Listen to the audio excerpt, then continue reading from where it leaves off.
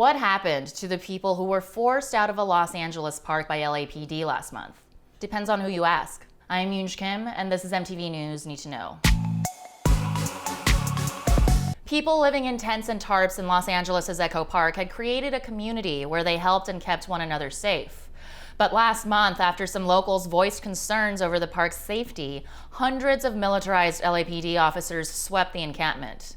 The closure of the park led to 2 nights of protests on March 25th and 26th, where they kettled peaceful gatherers and made over 180 arrests, including several journalists.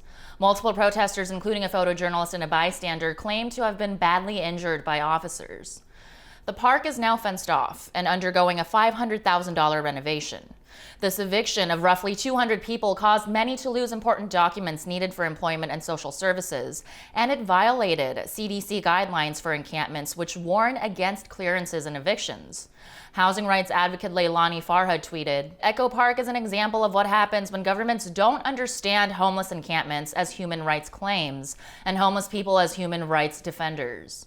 Councilmember Mitch O'Farrell reportedly orchestrated the sweep in secret and justified it by claiming that 209 people were placed into shelters.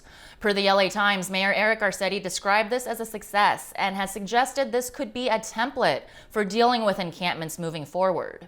O'Farrell tweeted that 209 people from the Echo Park community were placed in rooms, some through the pandemic relief program Project Roomkey. Many residents have a different story. Somehow they convinced me that they have rooms available, but once you come out, they don't. I am on the waiting list, so by now I'm gonna sleep on the street. I have nowhere to go.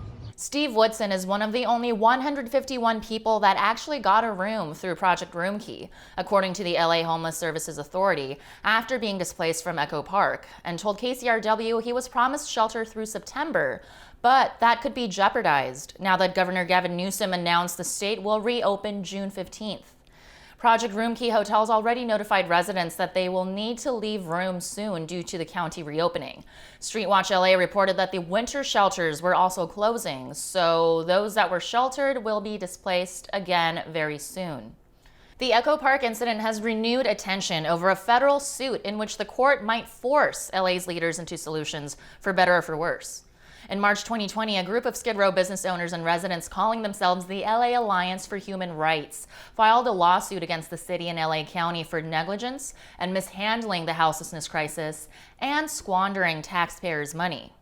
Activists questioned the motives of the plaintiffs, claiming that the suit is veiled to simply push people experiencing homelessness out of their community. The suit has drawn comparisons to the landmark 1954 case desegregating schools, Brown versus Board of Education, because it was the judge who enacted the social reform, not politicians.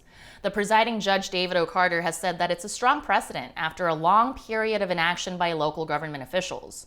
Right now, Judge Carter is determining whether the city has been deliberately negligent and waiting to see if they will meet his criteria to build 5,300 new shelter beds by April 15th. As of now, it doesn't look like it'll happen, which means the judge may be able to step in. But as the Echo Park displacement has shown, shelters are not solutions. Criminalizing homelessness and pushing people into different corners of the city isn't addressing the root of the problem, which is an overwhelming absence of affordable housing and mental health support. Either way you look at it, the recent events of Echo Park and the looming lawsuit remind us that solutions to homelessness are possible if politics don't get in the way. I'm Yoonj Kim, and that's what you need to know.